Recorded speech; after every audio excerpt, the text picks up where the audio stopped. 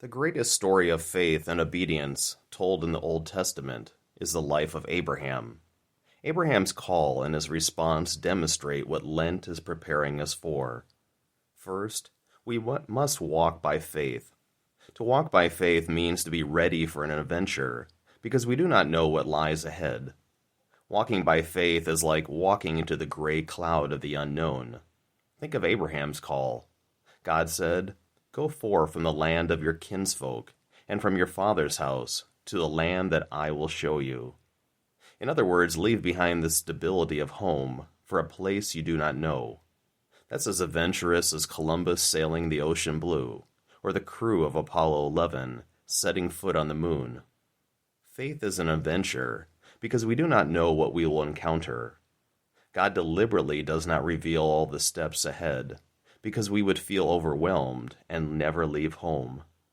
Second, God's promises seem impossible and downright ridiculous. God promised the elderly Abraham and Sarah that they would have a child. What was their first reaction? Doubt? No. The book of Genesis said that Abraham fell on his face and laughed. God's promises can seem too good to be true, but if we can understand something completely, or if it fits neatly into our past experiences or concept of reality, then it is not faith. In the 15th chapter of Genesis, Abraham was feeling a bit down and complained to God that he would never have a child of his own. God led him outside and said, "Look up at the sky and count the stars if you can. Just so shall your descendants be." But here's where faith comes in. 6 verses below this quote, the Bible says the sun began to set. God made this promise to Abraham in broad daylight. He only saw a blue sky. Faith is belief in what we cannot see. Pope Benedict said, "God is always faithful in his promises, but he often surprises us in the way that he fulfills them." Third, don't make contingency plans because you are tired of waiting on God.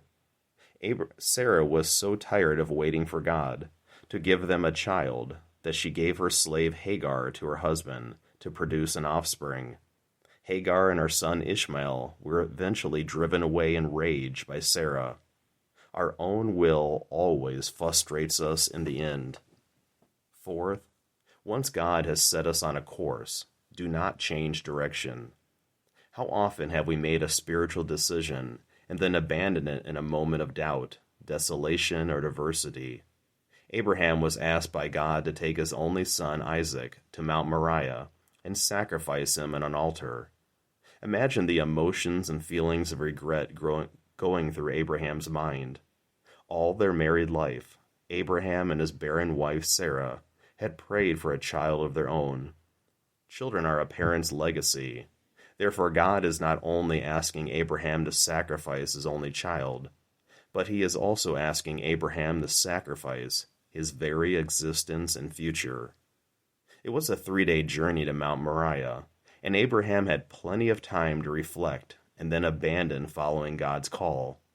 But St. Ignatius of Loyola advised, in time of desolation, never make a change, but be firm and constant. Lastly, God's plan requires obedience. The root of the word obedience means to listen and to do one's duty. Isaac innocently asked Abraham what they would use as a sacrifice to the Lord. Abraham simply replied, "God will provide." We must recall that Abraham was an old man, well over 100 years of age at this point. Thus Isaac carried the wood up the mountain to his own sacrifice, and allowed himself to be bound to the altar. Isaac and Abraham were obedient to God's plan, even when it didn't make sense. The angel interceded at the last moment and offered a new sacrifice in Isaac's place. If Abraham had not continued to listen for God, even in the midst of his confusion and anguish, then he would never have seen the final outcome. This disturbing story sheds light on the struggle God the Father wrestled with by sending his Son to die in our place.